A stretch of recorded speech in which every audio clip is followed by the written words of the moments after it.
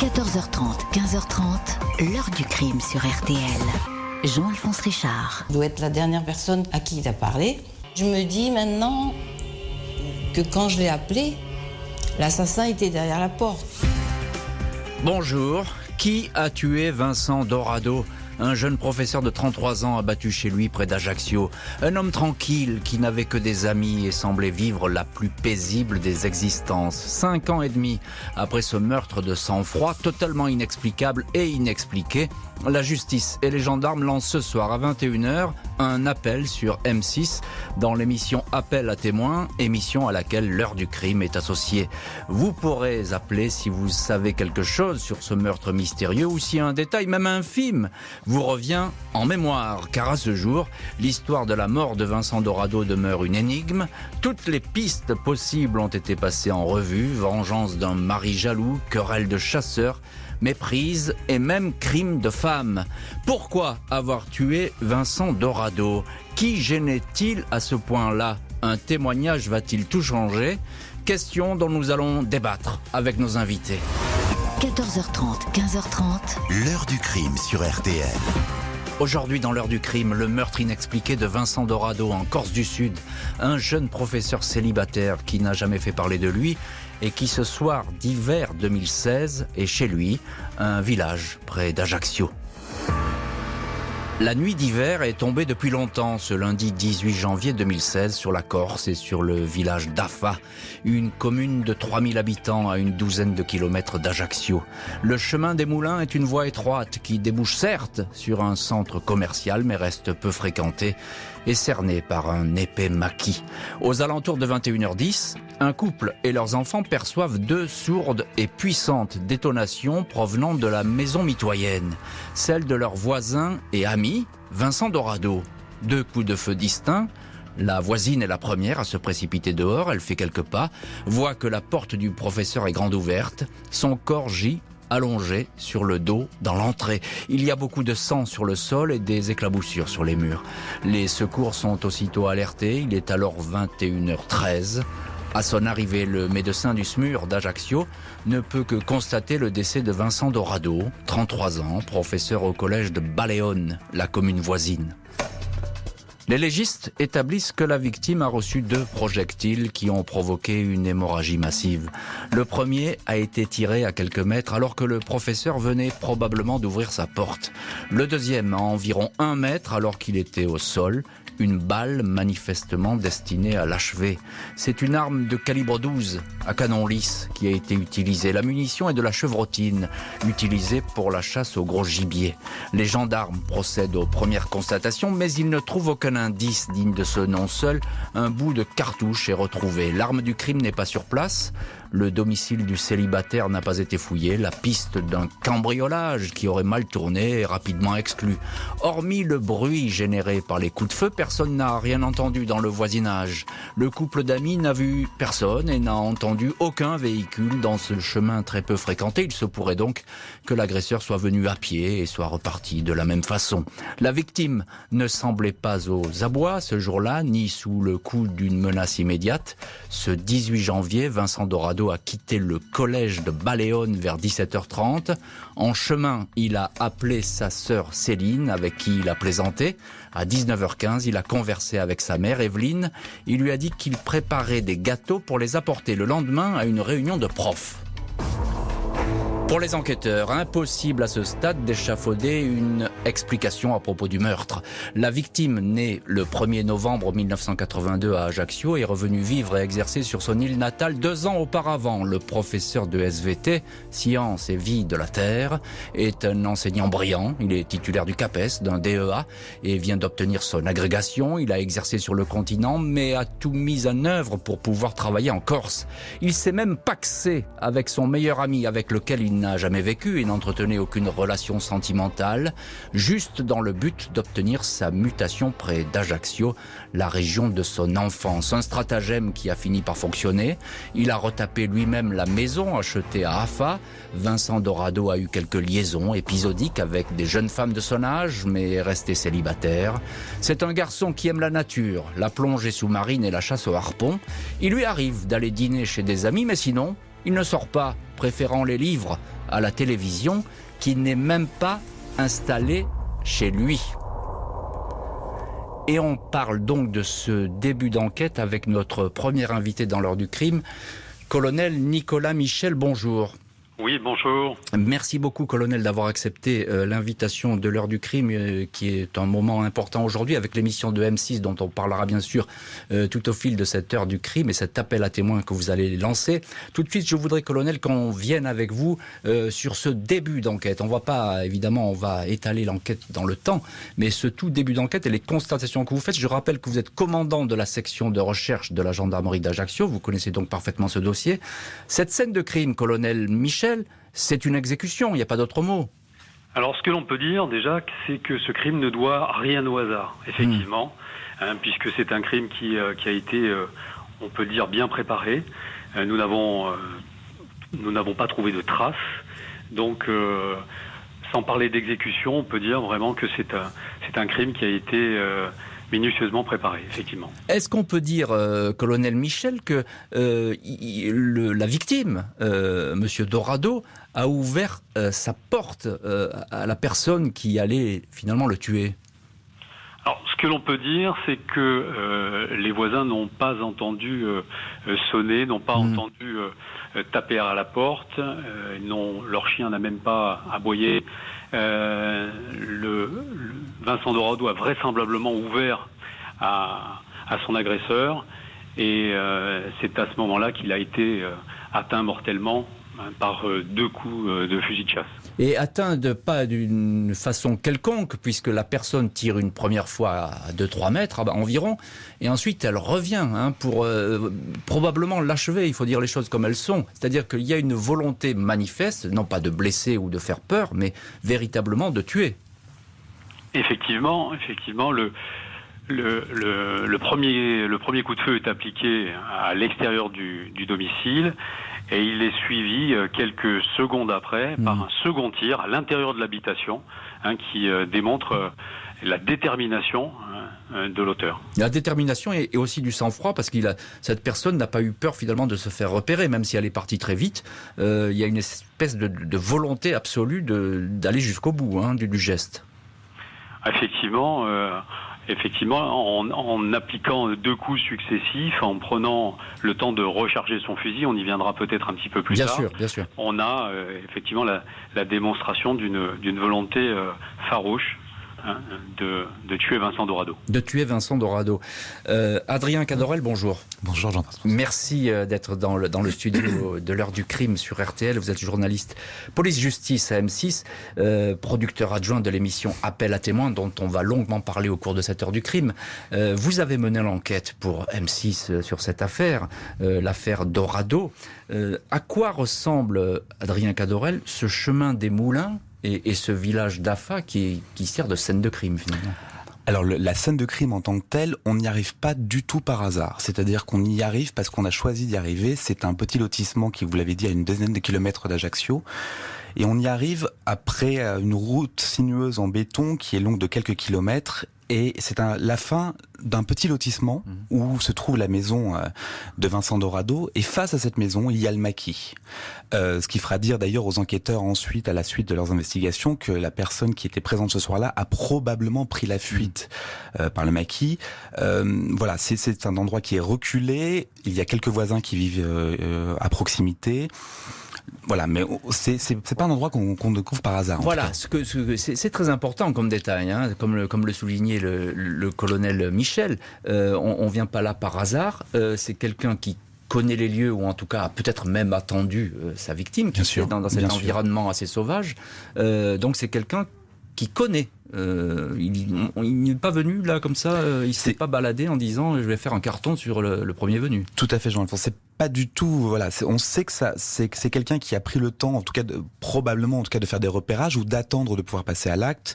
Et la simple localisation de la maison de Vincent Dorado avec l'immensité de ce maquis qui fait face à cette maison lui permettait en tout cas d'avoir un itinéraire de fuite qui était plus important et qui lui permettait de ne pas nécessairement repartir par la route en voiture, ce qui pouvait pour lui être un atout. Bien sûr, pouvoir se fondre dans cette nature épaisse où personne ne va, d'ailleurs si ce n'est quelques chasseurs de champignons.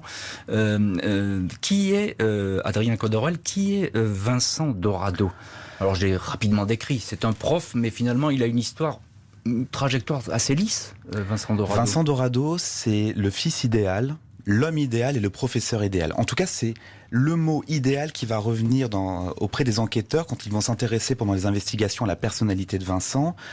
C'est quelqu'un qui n'a pas d'aspérité, c'est quelqu'un à qui on ne connaît pas d'ennemis, et ce qui fera dire d'ailleurs aux enquêteurs, qui conduira les enquêteurs à dire aux parents de Vincent quand ils vont commencer leur enquête, écoutez, quelque part votre fils, si on peut dire, ne nous aide pas, parce qu'on ne lui connaît pas d'ennemis, on ne lui connaît pas de défiance, on ne lui connaît pas de zone d'ombre quelconque. C'est vraiment la personne idéale qui était aimé de tous, qui rend d'autant plus compliqué l'identification d'une personne qui pouvait lui en vouloir. Colonel Nicolas Michel, vous confirmez, je suppose, ce que dit Adrien Codorel sur ce profil finalement compliqué, parce que vous trouvez rien comme ça, a priori, sur cet homme, hein ?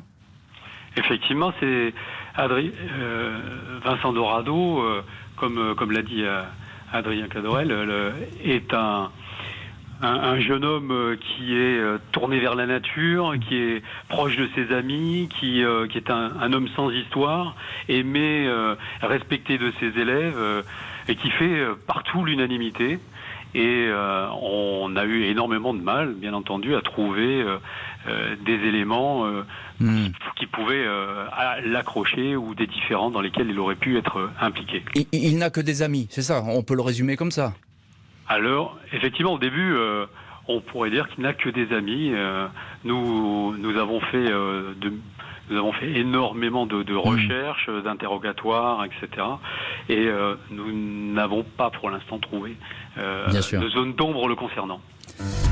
Les gendarmes vont bien sûr continuer à enquêter dans l'entourage de la victime et passer au crible les pistes possibles. Une succession d'impasses, à croire que le jeune professeur a peut-être été tué sans raison. Depuis son retour en Corse en 2014, Vincent Dorado n'a jamais fait parler de lui. Il n'a été au centre d'aucun conflit de voisinage dans le village d'Afa. Tout au contraire, les personnes qui habitent à proximité le considèrent comme un homme affable, poli et convivial. Il aime beaucoup discuter avec les personnes âgées qui lui racontent l'histoire du coin, notamment un couple du quartier chez qui il va manger de temps à autre. Dorado est célibataire et semble complètement immergé dans sa vie de prof. Les relations amoureuses de l'enseignant, peu nombreuses, sont étudiées de très près. Une telle exécution ressemble, effectivement, à l'œuvre d'un mari jaloux. 2 femmes retiennent donc l'attention des gendarmes. La première est une jeune femme qui travaille au collège de Baleone. Après de nombreuses vérifications, cette piste tombe à l'eau. La deuxième est une vendeuse d'un magasin à Ajaccio. Il aurait eu pour elle un authentique coup de foudre en 2014. La jeune femme n'est alors pas mariée, mais a un petit ami. Après avoir rompu, elle va se rapprocher de Vincent. La liaison va être pour le moins éphémère, seulement 2 mois. Suffisant pour déclencher la rancœur d'un ex-petit ami à l'encontre d'un prétendant. On ne sait pas. La piste s'arrête là. Les gendarmes examinent encore de possibles inimitiés nées au sein du collège de Baleone. Le brillant Vincent Dorado, à l'aise avec ses élèves, enseignant bardé de diplômes, aurait-il provoqué certaines jalousies ou créé un conflit avec un parent d'élève ? Il s'avère que le professeur de SVT n'avait rien d'un m'as-tu vu. Il ne faisait pas état de ses titres, CAPES et agrégations, au point que certains ignoraient même leur existence. Vincent Dorado était apprécié de ses élèves, notamment les plus difficiles. À l'annonce de sa mort, tout le collège était sous le choc et aucun personnel interrogé n'a fait état du moindre problème. Le dossier professionnel du professeur de SVT ne livre aucun détail curieux ou intéressant. Les comptes bancaires de la victime et l'état de son patrimoine sont étudiés, mais là aussi, les enquêteurs font chou blanc, rien de suspect. Le dossier d'achat de la maison et des travaux montre que tout a été effectué dans les règles. Les achats immobiliers, en Corse, sont fréquemment source de conflits, mais ici, il n'en est rien. Sur le terrain, chemin des Moulins à Afa, les gendarmes se concentrent sur la téléphonie. Les portables ayant borné dans le secteur le soir du crime sont analysés, mais cette recherche s'avère infructueuse. Pas davantage de résultats, avec la vidéosurveillance exploitée dans un très large rayon, notamment les images enregistrées sur la rocade de la nationale 194 qui relie Ajaccio à Baleone. Juste après le crime, 2 équipes cynophiles ont été déployées sur les lieux. L'un des chiens a marqué l'arrêt devant la maison, puis est parti dans les hauteurs, a pris la direction d'un champ, s'est enfoncé dans le maquis. Il se confirme que le tueur n'avait pas de voiture, attendait probablement sa victime, tapie dans la végétation, et s'est enfui à pied. Quelqu'un de suffisamment informé pour se rendre dans ce coin perdu et repérer précisément la maison mitoyenne dans laquelle habitait Vincent Dorado, un maquis bien trop épais pour que les chiens puissent s'y enfoncer davantage. Et on vous retrouve dans cette heure du crime, colonel Nicolas Michel, commandant de la section de recherche de la gendarmerie d'Ajaccio, qui ce soir, avec la gendarmerie et le ministère de la Justice, va lancer un appel à témoins sur M6 à 21h, à propos notamment de cette affaire Vincent Dorado. Si vous voulez bien, colonel, on va reprendre un petit peu les hypothèses, parce qu'aujourd'hui on en est réduit à énumérer ces hypothèses. Alors moi, il y en a une, je vous le cache pas, qui me paraît peut-être la plus troublante et la plus lourde, c'est la piste sentimentale. Parce que la manière dont a été tué Vincent Dorado, ça peut laisser penser effectivement à un mari jaloux ou un mari furieux. Oui, tout à fait. Alors c'est l'une des pistes. L'une des pistes que nous avons privilégiées. Comme vous l'avez dit, Vincent Dorado était un beau garçon, c'était un homme intelligent, drôle. Il était en plus de cela célibataire, mais n'entretenait pas de relations suivies au moment de sa mort. Donc c'est là encore une énigme. C'est une énigme. Alors vous avez, je pense, analysé sa vie sentimentale, si je puis dire, et ça reste une porte ouverte aujourd'hui dans cette enquête. On peut le dire comme ça, sans avancer plus avant. Oui, tout à fait. Les différentes relations amoureuses ou fréquentations qu'il a pu avoir par le passé ont toutes été scrutées de près et l'entourage de celle-ci et toutes les pistes jusqu'à présent ont été explorées et nous recherchons quand même de nouveaux témoignages, y compris dans cette direction-là. Parce que vous qui êtes professionnel des enquêtes, vous connaissez bien ce genre de situation. Il y a le mode opératoire dans une enquête est toujours extrêmement important. Et là, on a le sentiment que c'est pas, si je puis dire, une exécution programmée avec une arme destinée de professionnel. On est dans vraiment un crime d'opportunité presque. Alors on peut le penser effectivement avec l'arme utilisée puisque c'est une arme de chasse, arme de chasse de calibre 12 qu'on rencontre très fréquemment partout en France où on chasse, mais bien entendu en Corse. Et donc c'est une arme qui est extrêmement répandue et donc facile à se procurer. Mais comme je le disais tout à l'heure, le mode opératoire montre bien la détermination de celui qui a agi, et même si l'arme est commune et pas forcément réservée à un professionnel, l'intention, elle, est vraiment ferme et totale. Ferme et totale. Est-ce que, encore une toute petite question, colonel Michel, est-ce que c'est quelqu'un qui s'est tiré, qui a tué Vincent Dorado ? Alors, vu la distance à laquelle ont été appliqués les tirs, il est extrêmement difficile de répondre précisément à cette question, puisqu'on est dans des tirs à courte distance ou très courte distance. Où on ne peut pas rater sa cible, c'est ça ce que vous voulez dire, hein ? Tout à fait, oui. On est sur des distances comprises entre 1 et 4 mètres. Oui, donc c'est vraiment très proche, c'est pas à bout touchant, mais enfin c'est à bout portant, en tout cas. Adrien Cadorel, journaliste M6, police-justice, producteur adjoint de l'émission Appel à témoins, et aujourd'hui dans le studio de l'heure du crime, on va continuer à énumérer les pistes avec vous. On va les égrener si vous voulez bien. Il y a la piste professionnelle, il est enseignant dans ce collège de Baleone. A priori, on ne connaît pas d'ennemis. On ne connaît pas d'ennemis, mais comme effectivement le disait le colonel Michel, privilégier ne veut pas dire totalement exclure, donc les gendarmes vont de toute façon garder un certain nombre de pistes et cette piste professionnelle, ils vont la travailler aussi parce que, comme vous l'avez dit, c'est un professeur qui a une réussite qui est insolente et à certains moments... Très jeune, 33 ans, jeune, très brillant. Une agrégation qui plaît à tout le monde et qui fait l'unanimité. Donc certains ont pu se dire à un moment donné, mais est-ce que cette réussite insolente aurait pu, d'une manière ou d'une autre, provoquer de la jalousie chez des confrères ou chez des collègues? Est-ce qu'il y aurait pu avoir ça? Et en fait, en auditionnant l'ensemble de la communauté éducative du collège de Balléone, ils vont très vite comprendre une chose, c'est que la personnalité de Vincent Dorado et sa pédagogie étaient plutôt admirées que jalousées en réalité. Donc voilà, le collège reste quand même aussi un lieu, je parle sous le contrôle de colonel Michel, mais reste un lieu qui est aussi important parce que c'est un lieu important dans l'enquête, mais très vite cette piste professionnelle, ils vont plutôt s'apercevoir que il n'y a pas véritablement de matière. Elle est fragile. Voilà, qui permettrait d'accréditer de témoignages, qui permettrait de dire d'une façon ou d'une autre qu'il a été jalousé par sa réussite. Alors une piste fragile, mais il y en a d'autres. Il y en a plusieurs qui sont énumérés par les gendarmes. On continue avec vous, Adrien Cadorel. Alors pourquoi pas une méprise finalement, Alors quelqu'un qui vient tuer quelqu'un et c'est pas la bonne personne. C'est très juste ce que vous dites, Jean-Alphonse, pour une raison très simple, c'est qu'effectivement il y a dans le départ dans cette affaire un paradoxe absolu qui entre la personnalité qu'on pourrait qualifier de solaire de Vincent Dorado et la détermination avec laquelle il est tué. Très tôt, les enquêteurs vont se poser la question si quelqu'un qui est autant apprécié se retrouve du jour au lendemain effectivement exécuté, parce qu'il s'agit de ça, sur le pas de sa porte.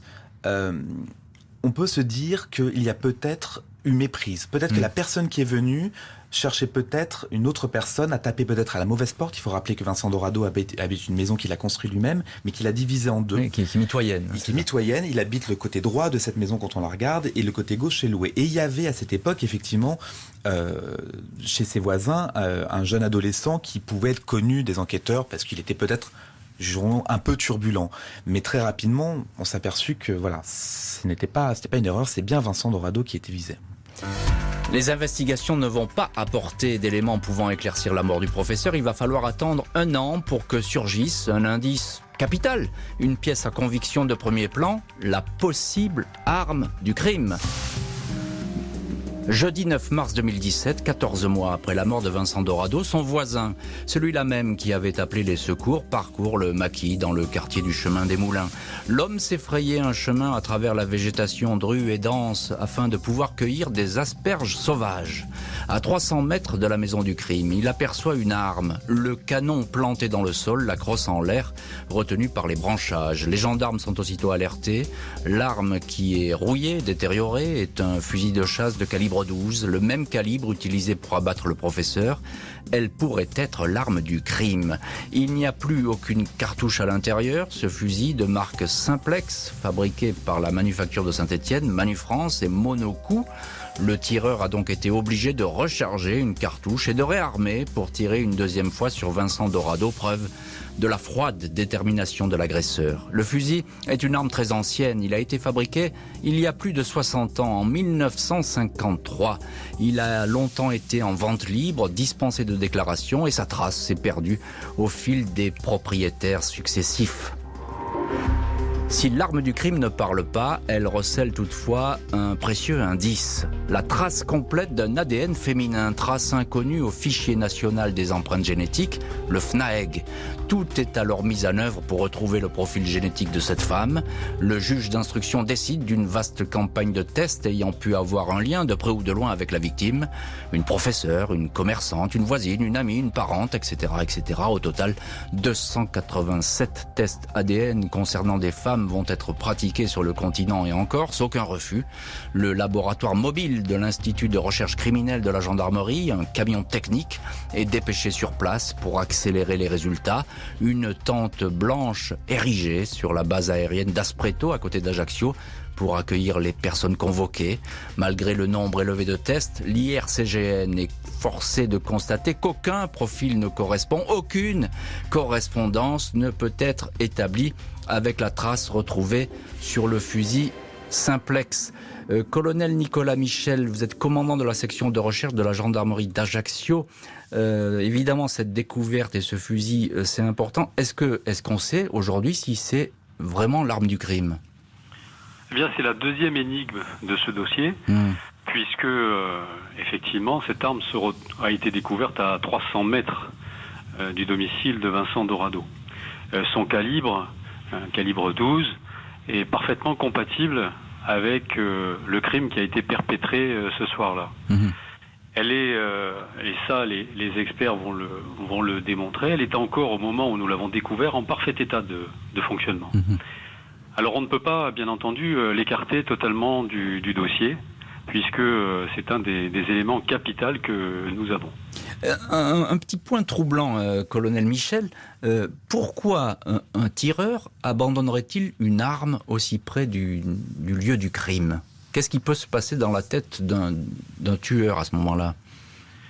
Il faut s'imaginer que c'est une arme qui fait plus d'1,15 m de long, qui pèse plus de 3 kilos. Elle est donc encombrante, elle est lourde, et lorsqu'on est aperçu avec, forcément, cela peut paraître suspect. Donc, pour se déplacer rapidement, pour prendre la fuite, il est fort probable que l'auteur s'en soit débarrassé précipitamment sur un chemin en la jetant par-dessus une clôture dans un endroit un peu à l'écart. Ah oui, ce qui expliquerait que finalement le canon soit planté dans le sol, elle aurait été jetée, balancée au-dessus de la végétation. Hein. C'est plutôt ça qui peut se passer. Oui. Hein. C'est le scénario le plus probable. Adrien Cadorel, journaliste police-justice à M6, et vous avez mené cette enquête pour M6. Il y a ces tests ADN, et notamment cette empreinte ADN féminine qui est très troublante. C'est pas forcément d'ailleurs l'empreinte du tueur ou de la tueuse. Aucun test n'a donné quoi que ce soit. Pourtant, la campagne est vaste, là. La campagne est vaste. Il faut rendre hommage aux enquêteurs qui ont déployé vraiment tous les moyens possibles et inimaginables dans cette enquête. Effectivement, ils ont mobilisé le laboratoire mobile de la gendarmerie nationale qui s'est déplacé jusque sur l'île de Beauté. Ce qui est rare. Ce qui est très rare. Et effectivement, ce sont plus de 300 personnes, femmes notamment, surtout, qui ont été prélevées afin de voir s'il y avait une correspondance avec l'ADN découvert sur l'arme du crime. Pour l'instant, effectivement, comme vous le dites, Jean-Alphonse, ça n'a rien donné. Pour autant, cette trace ADN est rentrée au fichier national. Elle existe et elle peut vivre. Elle peut vivre. Et on a vu, comme vous le dites, effectivement, un certain nombre d'affaires qui, des années après, ont trouvé leur épilogue justement parce que, il y avait un match, comme on peut le dire. Donc aujourd'hui, les enquêteurs ont cette empreinte qui est dans ce fichier, et peut-être que dans les jours, semaines, mois ou années à venir, elle arrivera à parler. Pour le moment, rien ne semble vouloir conduire les enquêteurs au meurtrier de Vincent Dorado, des enquêteurs qui ne vont toutefois pas laisser tomber la partie, estimant qu'un seul témoignage pourrait faire jaillir la lumière.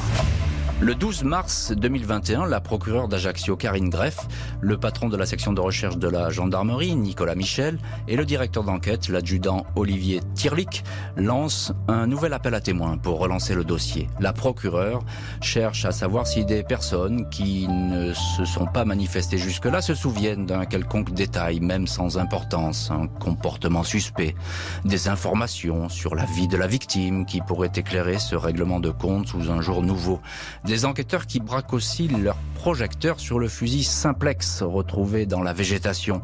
Une arme ancienne et sans doute familiale. Quelqu'un, un chasseur, un collectionneur, un habitant de l'île, connaît-il ce fameux fusil ? Après toutes ces années, la procureure et les gendarmes font un bilan frustrant des investigations. Plus de 300 personnes entendues, voisins, proches, parents d'élèves, collègues de travail. Et pas moins de 8 hypothèses susceptibles d'expliquer le crime, allant de la liaison sentimentale orageuse à un litige professionnel ou privé, en passant par une histoire d'argent. L'adjudant Tirlic confirme, nous avons tout envisagé, même le fait que Vincent Dorado ait pu être le témoin gênant pour quelqu'un qui aurait décidé de l'éliminer. Cet appel à témoins ne permettra pas de faire rebondir l'enquête Vincent Dorado. Colonel Nicolas Michel, vous êtes en ligne dans l'heure du crime, commandant de la section de recherche de la gendarmerie d'Ajaccio, et vous étiez associé déjà à ce premier appel à témoins lancé par la justice, appel à témoins qui sera réitéré ce soir à 21h sur M6 en espérant qu'il porte ses fruits et que quelqu'un appelle pour dire ce qu'il a vu ou a pu entendre. À l'époque, j'ai énuméré, on en a parlé des hypothèses, 8 au total, c'est à peu près le chiffre que vous avez établi. Je voulais vous poser une question, colonel Michel, est-ce que vous avez fait appel à un profiler dans cette histoire ? Alors nous sommes entourés du service central de recherche du renseignement criminel, le SRC de la gendarmerie, qui avec l'ensemble de ces départements qui sont très en pointe dans l'analyse fine en matière criminelle, sur la psychologie de ceux qui agissent aussi, ont avec nous passé au crible l'intégralité du dossier depuis son commencement pour chercher d'éventuelles omissions, oublis ou des pistes que nous aurions pu laisser de côté. Et ce travail qui est aujourd'hui en phase terminale est étudié par nos différentes unités et nous avons encore bon espoir de trouver de nouvelles pistes et de nouveaux axes à rechercher et à explorer. Parce qu'il faut le dire, colonel Michel, aux auditeurs qui nous écoutent et qui suivent cette histoire, en matière criminelle, le moindre détail, finalement, une virgule, une photo cachée, un mot, une lettre, tout peut être propice à un rebondissement. C'est d'ailleurs le but de cet appel à témoins, Bien et sûr. de cette médiatisation et de l'émission de ce soir, c'est d'essayer de susciter de la part d'un témoin un détail, même insignifiant, même infime, même minime, qu'il aurait laissé de côté ou dont il n'aurait pas forcément jugé qu'il était important et qui, pour nous, enquêteurs, va apporter un élément nouveau, va nous permettre de faire rebondir cette enquête qui nous tient tant à cœur. Oui, et on le comprend bien, il faut que cette enquête, évidemment, aboutisse, elle ne peut pas rester comme cela, un cold case, une affaire non élucidée. Adrien Cadorel, journaliste police à M6, et vous avez mené cette enquête, vous, sur le terrain en Corse. Il y a un point dont on n'a pas parlé jusqu'à présent, c'est l'examen du téléphone et des ordinateurs de la victime, de Monsieur Dorado. Est-ce qu'on a retrouvé dans ces téléphones, ces ordinateurs, des éléments susceptibles d'emmener des informations capitales ou pas ? Alors c'est un passage obligé dans toute enquête criminelle. Effectivement, les ordinateurs et les téléphones. Là encore, les gendarmes se sont démultipliés pour analyser tous les supports numériques de Vincent Dorado et malheureusement, ils n'ont pas permis d'extraire quelconque information qui aurait pu d'une manière ou d'une autre leur permettre de les confirmer une piste ou en tout cas de les conduire à une autre. Parlons très clairement avec vous, Adrien Cadorel. L'élément le plus important aujourd'hui, c'est cette possible arme du crime, cette empreinte ADN, vous l'avez dit, qui pourra peut-être un jour parler. Oui, tout à fait, vous l'avez dit. Alors effectivement, comme le soulignait le colonel Michel, qui est très probablement l'arme du crime, mais qui n'est pas forcément avec une certitude absolue. Le hasard est énorme quand même. Le hasard est énorme, effectivement, vous l'avez dit, mais c'est vrai que c'est l'élément peut-être le plus important aujourd'hui et le plus déterminant, et cette empreinte ADN découverte sur cette arme qui, encore une fois, on l'a dit, si elle ne parle pas aujourd'hui, en tout cas, pourra parler dans les semaines et dans les mois à venir. En tout cas, c'est tout le mal qu'on souhaite à cette enquête. On ne peut que l'espérer, évidemment. L'appel à témoins est infructueux, premier appel à témoins, mais les enquêteurs savent que dans cette affaire, le plus petit détail pourrait entraîner des révélations. L'appel va donc être réitéré à la télévision, dans l'émission, ce soir, appel à témoins sur M6. Dans le mystérieux dossier Vincent Dorado, les enquêteurs sont persuadés que le jour du meurtre, lundi 18 janvier 2016, quelqu'un a vu ou entendu quelque chose dans le chemin des Moulins sur la commune d'Afa. Le fait que le tueur se soit très probablement engouffré ce soir-là dans la végétation pour disparaître à pied ne peut pas être passé inaperçu. Cet homme ou cette femme avait-il garé un véhicule à proximité pour lui permettre de repartir ? Hormis le témoignage des voisins directs de Vincent Dorado, qui avait entendu les 2 coups de feu successifs, personne n'a noté quoi que ce soit d'anormal dans ce secteur. Cette personne a dû avoir des comportements étonnants. Il y a forcément des gens qui savent, affirme la mère de la victime, Evelyne Dorado. Les parents de Vincent témoignent tous deux dans l'émission ce soir. Appel à témoins sur M6. Opportunité de relancer l'enquête. Le père de Vincent, Daniel Dorado, encourage ainsi tous ceux qui se rappelleraient d'un détail à appeler et à se manifester. Question d'honneur et de civisme à ses yeux. Que ces personnes sachent qu'elles le font pour une bonne personne qui a été éliminée injustement pour qu'une vérité soit trouvée sur un acte qui est ignoble. Adrien Cadorel, journaliste police-justice à M6, producteur adjoint de l'émission Appel à témoins. Ce soir, 21h sur M6, une chance, je le disais, d'avoir un témoignage en détail. Concrètement, rappelez-nous, comment ça va se passer l'émission ? Alors, ce soir, pour la deuxième soirée, donc après celle du 7 juin dernier, eh bien, 3 affaires qui seront présentées, qui donneront lieu à autant d'appels à témoins. L'affaire de Mathis Joanneau, dont on a parlé dans l'heure du crime. Dont vous avez parlé effectivement dans l'heure du crime, enlevé par son papa en 2011. L'affaire de Vincent Dorado qui nous intéresse aujourd'hui, et également l'affaire du meurtre de Maude Maréchal, survenu en 2013 à Lagny-sur-Marne, en banlieue parisienne. À chaque fois, vous aurez des petits magnétos et des enquêteurs qui seront présents pour expliquer un petit peu ce qui s'est passé. Et toute personne qui, d'une manière ou d'une autre, pense détenir un élément qui peut paraître anodin mais qui peut être déterminant, deux solutions, un numéro de téléphone, le 0800 10 11 21, qui est un répétez-le. 0800 10 11 21, et une adresse mail, appel à témoins avec un S à témoins, m6@intérieur.gouv.fr. Tous ces appels et tous ces mails sont anonymes, sécurisés. Sur le plateau, vous aurez 4 policiers et 4 gendarmes qui en direct traiteront les appels qui seront passés et pourront effectivement rappeler et recontacter les personnes qui ont appelé.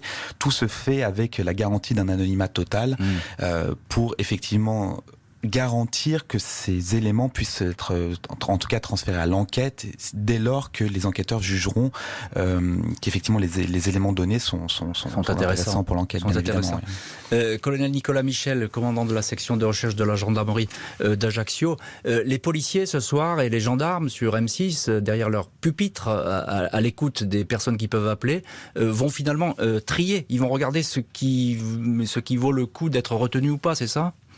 Oui, c'est cela. En fait, tous les éléments vont être bien entendu scrupuleusement notés et toutes les informations recueillies vont être vérifiées et exploitées. Mais si vous me le permettez, je voudrais également revenir sur la possibilité de témoigner sous X, sous anonymat. La justice et la gendarmerie sont parfaitement rodés à ces procédures et garantissent l'anonymat le plus total à celui ou à celle qui pourrait fournir un témoignage intéressant. Et le seul ou la seule qui puisse lever cet anonymat, c'est la personne elle-même. Donc la garantie est totale. C'est-à-dire, alors encore un mot là-dessus, parce que c'est très intéressant, le témoignage sous X, effectivement, c'est assez rare encore aujourd'hui, c'est pas tellement répandu en France, mais on garantit le total anonymat, c'est ça, même si on se rend devant un magistrat ou des enquêteurs. Tout à fait, effectivement. C'est une procédure qui est extrêmement encadrée et qui a vraiment pour but de recueillir des témoignages et qui garantit l'anonymat le plus complet à celui ou à celle qui apporte une aide et un témoignage à la justice. Encore un mot, Nicolas Michel, colonel, commandant de la section de recherche de la gendarmerie d'Ajaccio. On a l'espoir, ne serait-ce que pour les parents dont on entend les témoignages qui sont bouleversants, les parents de Vincent Dorado, on a l'espoir d'avoir un détail, un indice qui va pouvoir parler. Bien entendu, c'est aussi ce qui nous pousse et qui nous motive, et surtout on a l'espoir que cet appel à témoins soit entendu et largement relayé, y compris en Corse, où on a soif de justice, et la population a quand même été très fortement choquée par ce meurtre d'un professeur particulièrement aimé et apprécié dans la population. Ah oui, un homme tout à fait estimé qui n'avait pas d'ennemis, on le disait dès le début de cette émission. Adrien Cadorel, l'émission va durer, commence à 21h. Tout à fait, oui. Combien de temps va-t-elle durer ? 2 heures. 2 heures, d'accord. Oui. Donc pendant 2 heures, on peut appeler, c'est ça ? Tout à fait, et le numéro de téléphone ainsi que l'adresse mail resteront encore ouverts à l'issue de l'émission pendant quelques jours, et permettant effectivement à tout un chacun, ou en tout cas des gens qui effectivement ont des informations, de pouvoir se faire connaître. Et comme l'a dit le colonel Michel, c'est très important, c'est que l'anonymat du témoignage est garanti. Il faut le répéter. Il faut le répéter, c'est très très important, particulièrement dans cette affaire qu'on connaît par moment, voilà, les difficultés de témoigner sur certains territoires, dont la Corse. C'est un moment très important et les témoignages sont entièrement, exclusivement anonymes. Et encore une fois, il y a une famille qui attend des réponses à ce crime. Merci beaucoup Adrien Cadorel, merci infiniment au colonel Nicolas Michel d'avoir été les invités de l'heure du crime. Merci à l'équipe de l'émission, Justine Vignot, Marie Bossard à la préparation, Boris Pirédu était à la réalisation. L'heure du crime, présentée par Jean-Alphonse Richard sur RTL.